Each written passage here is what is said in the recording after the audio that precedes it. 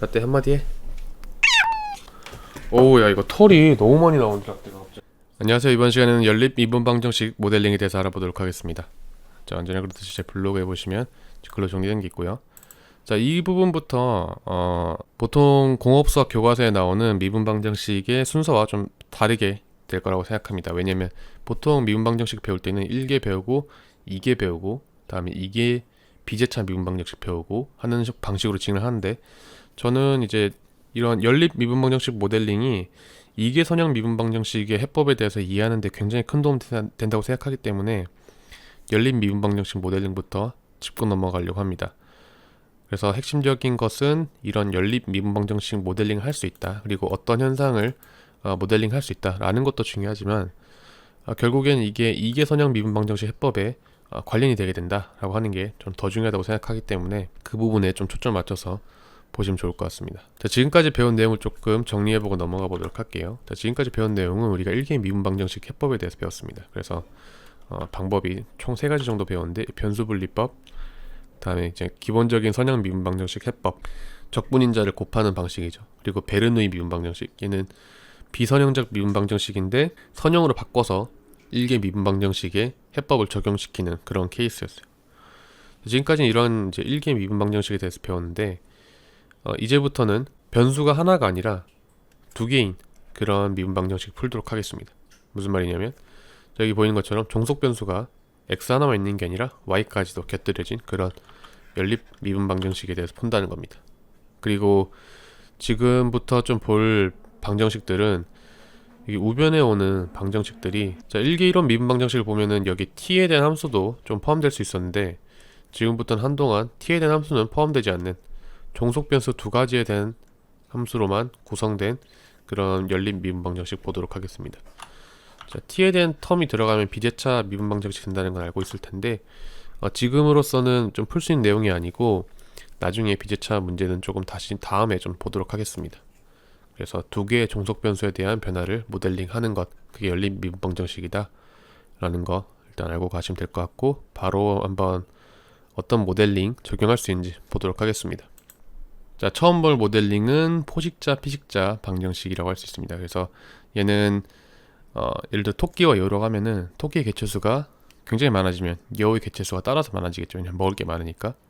그 다음에 여우의 개체수가 너무 많아지면 토끼의 개체수는 줄어드니까 그 뒤에 따라서 여우의 개체수도 줄어드는 그런 상식적인 내용에 대해서 모델링 해놓은 거라고 할 수 있을 것 같습니다. 그래서 우리는 2가지 변수에 대해서, 토끼와 여우 2가지 변수에 대해서 모델링을 한다라고 하는 관점에서 보면 될 것 같고, 토끼의 개체수를 예를 들어 r이라고 하겠습니다. 그러면 모델링 할 때 어떻게 하냐면, 자, 가만히 내버려둔 토끼는 자연스레 성장을 하겠죠. 얘는 이제 우리가 기존에 봤던 익스포넨셜 그로스, 인구 성장 모델과 같은 거라고 할 수 있죠. 자, 그런데 이제 여우가 상호작용을 하게 되면 토끼의 개체수는 시간의 지남에 따라 줄어들게 된다는 거죠. 무슨 말이냐, 여우랑 만나면 잡아먹히게 되고 그만큼 줄어들게 된다는 겁니다. 원래 모델링이 자, 이런 식으로 써졌다고 하면은 거기서 토끼와 여우는 F라고 할게요. 토끼와 여우의 상호작용을 통해서 감소하게 되는 형태를 띠게 된다 라고 하는 게 토끼 개체수의 시간에 따른 변화율을 나타낸다라고 할 수 있을 것 같습니다. 반대로 여우 입장에서 보면은 여우는 가만히 내버려두면 개체수가 감소해요. 왜냐하면 풀 뜯어먹고 탈 수는 없으니까. 그러니까 이제 감소하는데, 토끼랑 상호작용을 해주게 되면 그만큼 여우 개체수는 늘어나게 되겠죠. 이제 그런 간단한 아이디어 가지고 모델링 해주면 이렇게 로트카볼테라 이퀘이션을 쓸 수 있게 되고, 여기서 A, B, C, D 값만 적절하게 설정해주면 초기 값에 따라서 솔루션 커브를 구할 수 있게 되는 거죠. 근데 솔루션 커브를 구한다고 해서 우리가 어떤 식으로 쓸 수 있는 건 아니고, 프로그램을 이용해가지고, 저는 매트랩을 이용했는데 매트랩 이제 솔버를 가지고 수치적으로 풀 수 있게 되는 겁니다. 그래서 결과를 보면은 이런 식으로 볼 수 있게 되는 건데, A에 2, B에 1, C에 5, D에 1이라고 놓고 솔루션 커브를 그리면 이렇게 그릴 수 있게 된다는 겁니다. 조금 크게 보면은 이런 식인데, 자, 파란색이 토끼의 그래프, 다음에 빨간색이 여우의 그래프라고 보신다면은, 이렇게 토끼의 개체수가 처음에 증가할 때, 처음에는 토끼의 수가 좀 적다 보니까 여우의 개체수가 점점 줄어드는데, 토끼의 개체수가 늘어나고 있다면 뒤따라서 여우의 개체수도 늘어나게 되고, 또 여우의 개체수가 너무 많아지면 토끼의 개체수는 감소하게 되고 거기 뒤따라서 여우의 개체수도 감소해주는 그런 현상이 이 그래프에서 확인할 수 있다는 거죠. 그리고 이 그래프를 다르게 그리는 방법은 오른쪽에 있는 것처럼 여기는 시간에 대한 텀이 x축에 그려졌었는데 그렇게 하지 말고 하나의 종속 변수에 대한 변화를 x축에, 다음에 또 하나의 종속 변수에 대한 변화를 y축에 그려주면 이런 식으로 그릴 수 있겠죠. 처음에 이제 1,1이라는 값부터 시작했으니까 여기가 보면 이제 토끼의 개체수가 점점 늘어나다가 여우의 개체수가 늘어나게 되고 토끼의 개체수 감소하게 되면서 여우의 개체수는 정점을 찍고 처음에, 다음에 서서히 둘 다 같이 감소하게 되는 그런 사이클을 돌게 된다는 걸 알 수 있다는 거죠.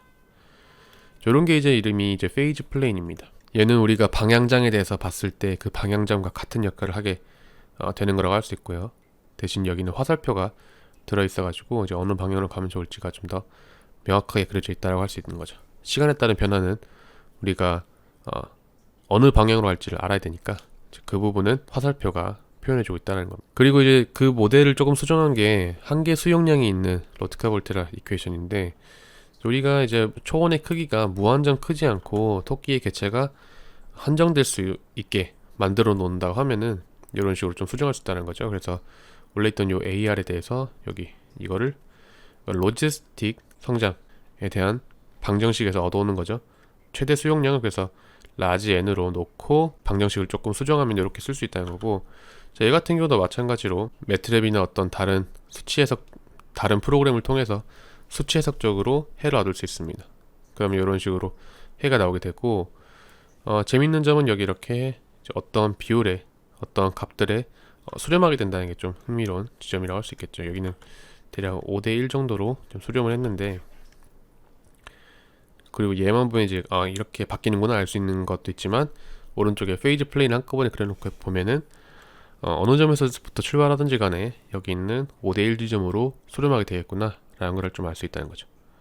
아무래도 이 한계 수용량이 있는 모델이 실제 환경과 조금 더 닮아있지 않을까라고는 좀 생각할 수 있을 것 같습니다. 또 이제 이원일계 열린 미분 방정식을 이용해서 모델링 할 수 있는 것 중에 제일 중요한 것 중 하나가 이계 미분 방정식에 대한 모델링입니다.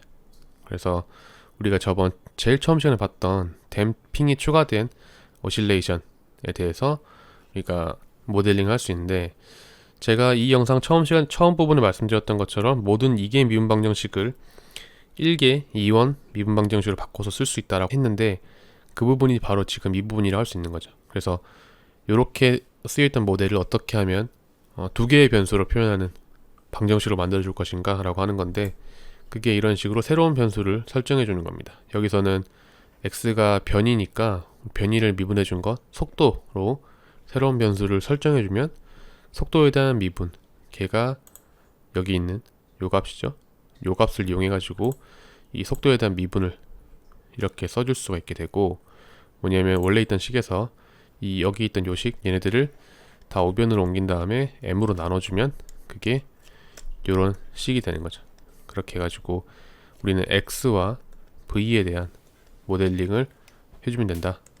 그래서 x에 대한 시간의 변화율과 v에 대한 시간의 변화율에 대한 연립 미분 방정식을 세울 수 있게 되고, 이런 경우도 이제 우리가 mb 그리고 k 값을 적절하게 설정해주고 초기 값을 선정해주면 솔루션 커브를 그릴 수 있게 되겠죠. 자, 솔루션 커브를 그려보면 예를 들어 처음에는 포지션은 0이고 속도는 2부터 시작하고 값들은 이렇게 설정해뒀다 라고 하면은 솔루션 커브 이렇게 나오게 되는데, 뭐냐면 하모닉 오실레이션을 진자 운동으로 표현해 본다면은 처음에 속도는 오른쪽으로 2m/s고 포지션은 원점 포지션에서부터 시작하는 이렇게 댐핑이 있는 진자 운동이 되게 되는 거란 걸 솔루션 커브로부터 알 수 있게 되는 거죠. 자, 마찬가지로 이제 페이즈 플레인에도 그려보면은 이렇게 여기 x축을 포지션, y축을 속도라고 하면은 포지션이 속도와 함께 어떻게 변해가는지를 볼 수 있게 된다는 거죠. 결국 0점으로 오게 된다는 거는 멈추게 된다는 건데, 무슨 말인지 좀 잘 이해가 안 된다면 이렇게 애니메이션으로 좀 더 그려서 확인해 보면 좀 더 이해가 쉬울 겁니다. 제 블로그에 맨 밑에 보면 여기 이런 애니메이션이 있는데, 여기부터 시작한다는 거죠.